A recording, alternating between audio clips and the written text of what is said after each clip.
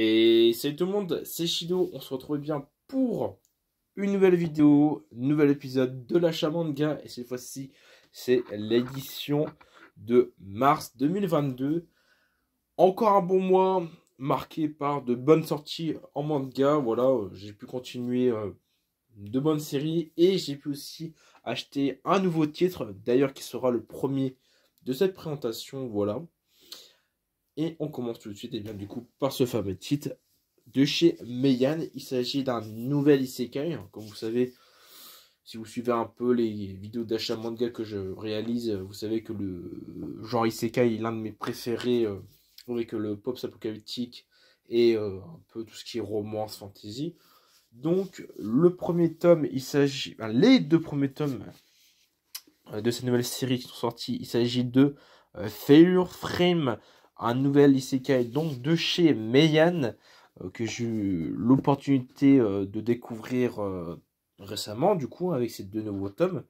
Meian, ce qui est bien, c'est qu'ils sortent pas mal d'isekai que je peux découvrir, et en plus, ils sortent deux tomes de la nouvelle série de manga au premier coup, donc ce qui permet d'avoir une bonne base, de découvrir voilà si cette série va nous plaire ou pas. Bon bah si je me suis si pour l'instant je vous présente bien dans cette vidéo ce titre, c'est que l'aventure me plaît quand même pas mal et j'attends du coup la suite avec impatience. On continue avec le tome 9 de So I Am Spider. So What, le 9e tome de The Spider, que pareil j'attendais énormément parce que c'est un des isekai pardon, que je suis le plus avec les Yakuza Shihiro et moi quand je me réincarne ensemble. D'ailleurs ça me permet de faire une transition pour le prochain manga à vous présenter, car il s'agit du tome 18 de, bien entendu, moi, quand je me réincarne en slime, qui commence à rattraper bien à la fin de la saison 2, qui s'est terminée, je crois que c'était octobre, si je ne me trompe pas, durant l'avant-dernière saison de sortie d'animé. Donc on rattrape du coup la fin de saison 2. Alors je suis désolé si entre-temps c'est un peu flou, mais le temps que la pile ne monte pas, il va me faire un focus sur l'arrière. Voilà, si je vous mets comme ça, c'est très bien. Le prochain tome est le numéro 8 de Kaguya-sama Love is War. Pareil, c'est... Bon, sachant un peu des isekai, voilà, parce que voilà, une grande partie des mangas que je vous présente ce mois-ci sont des isekai quand même. Donc, eh bien, j'enchaîne au moins sur Kaguya-sama Love is War.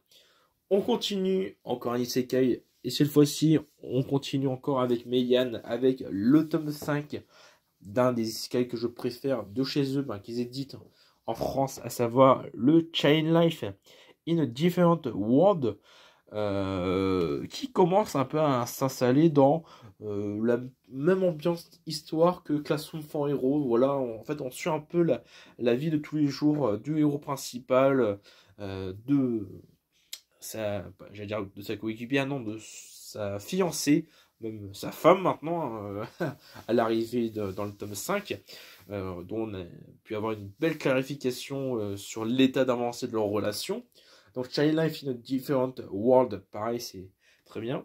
On continue avec Skeleton Knight in Another World, le tome 6 et le tome 7. Alors, vous allez vous demander, mais comment ça se fait qu'il y a deux tomes de sortie? En fait, tout simplement, vu que les séries éditées par Meian sont déjà bien avancées au Japon, Meian en profite pour tout simplement sortir d'affilée les tomes. Ça veut dire qu'au lieu d'attendre tous les 2 mois un nouveau tome, là, pour attraper du coup le Japon, il en profite pour sortir des tomes. Je crois que c'est environ d'un mois entre deux, donc l'intervalle de temps. Donc c'est pour ça que j'ai ces deux mangas. Et que le tome 6 qui était sorti en février dernier, malheureusement il était sorti, je me suis procuré le manga trop tard par rapport à la dernière vidéo d'achat manga. Donc j'ai décidé tout simplement de vous le présenter dans cette vidéo. De toute façon, ça ne change rien au fait que je dois quand même vous présenter le manga, que ce soit en février ou en mars, tant qu'il vous est présenté, c'est très bien. On continue avec un petit tour chez Doki Doki. Alors malheureusement pas d'une grosse série de chez eux pardon, que je possède, mais il s'agit d'un des derniers titres procurer, à savoir The Eminence in Shadow, le tome 3.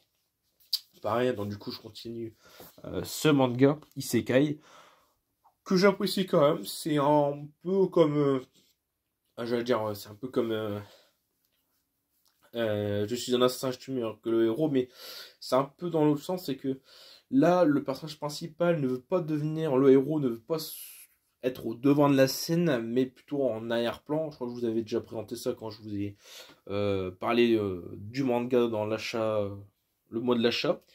Mais voilà, donc c'est plutôt intéressant à suivre. Alors pareil, c'est pas quelque chose, c'est pas une œuvre qui a autant de popularité quand même, parce que déjà c'est un manga qui vient seulement de sortir, mais c'est plutôt appréciable à lire, puis c'est surtout une version un peu différente d'un isekai classique, le fameux héros qui se fait remarquer de tout le monde.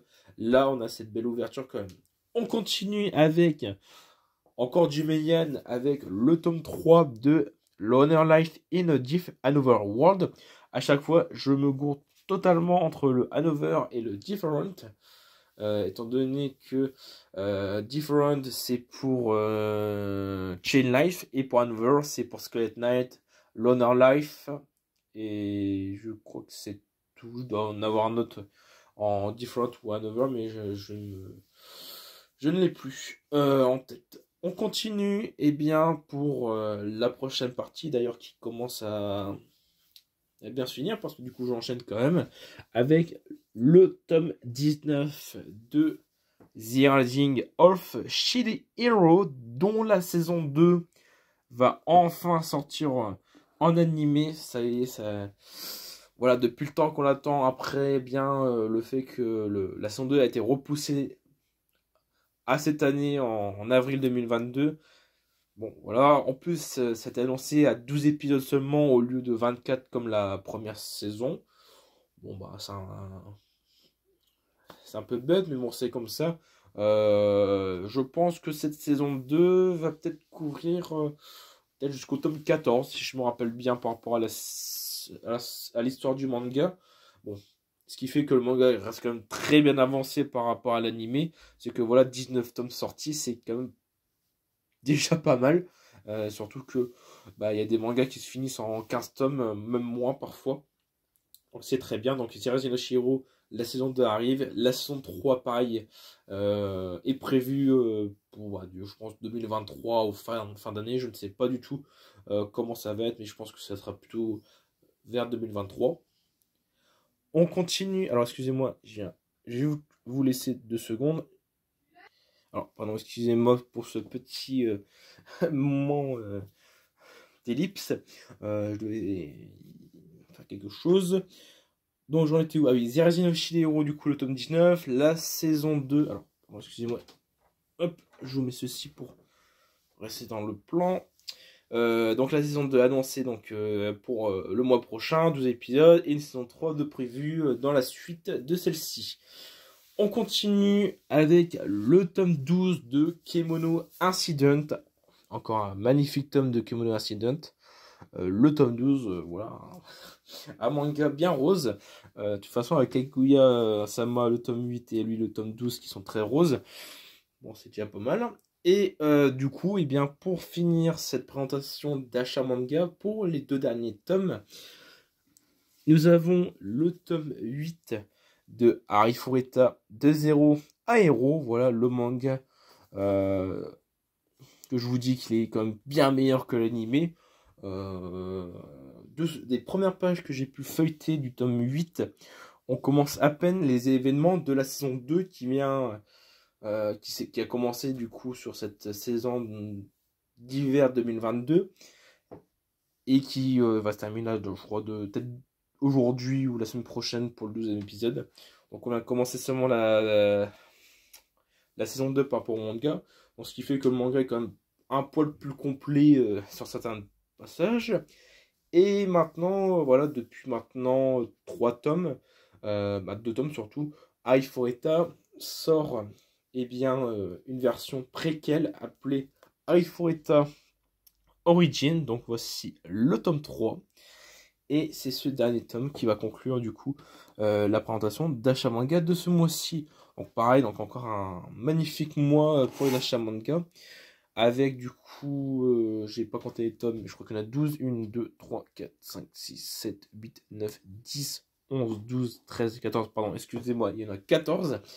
Donc pour le récapitulatif, nous avons le tome 3 de Loner Life in Another World, toujours un tome 3 de The Eminence in Shadow, le tome 6 et 7 de Skeleton Knight in Another World, le tome 5 de Chain Life in a Different World, encore un world, super, le tome 8 de Kaguya-sama Love is War, le tome 18 que j'ai hâte de lire de Moi quand je me réincarne en slime, le tome 9 de Soul Spider, la nouvelle, le nouveau titre Isekai de la Mangatech pour ce mois-ci, qui est du coup Failure Frame pour 2 tomes.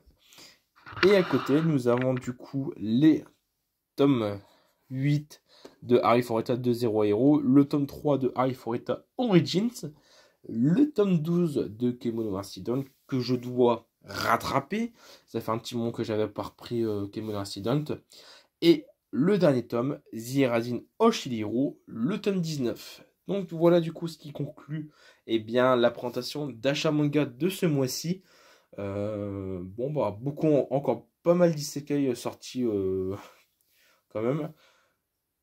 Au niveau des quelques tomes que j'attends du coup quand même pour le mois prochain, voilà pour faire un petit teaser de ce que je vais me procurer. En priorité, le tome 21 de Demon Slayer, le tome 14 et dernier de Quartier Social Quintuplé. Aussi, donc pour Quartier Social Quintuplé, donc malgré qu'on ait fini la série avec les 14 tomes, Pika Edition propose une nouvelle réédition, une nouvelle impression de Quartier Social Quintuplé, mais cette fois-ci en couleur. Donc c'est reparti pour encore 14 tomes à acheter. Alors, bien entendu, je pourrais me satisfaire du format classique, mais vu que je suis quand même un grand fan de Quartier Social Quintuplé, malheureusement, la passion passe avant tout. Donc, je me procurerai encore ces 14 tomes couleur de Quartier Social Quintuplé. Et donc, Demon Slayer, Quartier Social Quintuplé. Et je crois qu'il y a peut-être le 8e tome de One of the Universe My World. Et peut-être du coup le tome, alors si je me rappelle bien, attendez, je sais que c'est un de chez Doki Doki, mais j'ai un doute. C'est Alexis Empire Chronicles, le tome 6, je crois du coup ce sera aussi le dernier pour le manga. Bon bah voilà, donc peut-être le mois prochain sera du coup au moins sûr pour le dernier tome, mais bon, vu qu'il y a la version couleur qui sort, donc c'est reparti pour encore 14 tomes. Et du coup, peut-être pour The Alexis Empire Chronicles, le dernier tome, donc le tome 6. Voilà vraiment que j'ai vu pour le mois prochain, que je peux vous teaser pour l'instant pour le prochain achat manga. Moi, en tout cas, j'espère beaucoup que cette présentation de manga vous aura plu. Et on se retrouve très vite donc, pour une prochaine vidéo qui normalement sera du coup au classique présentation de mes isekai que je possède. Donc ça serait une grosse vidéo normalement, une trentaine de minutes quand même. Donc préparez-vous pour la présentation de tous mes isekai en manga. Allez, moi je vous souhaite encore une bonne fin de visionnage et on se retrouve très vite pour une prochaine vidéo. Allez, bye tout le monde.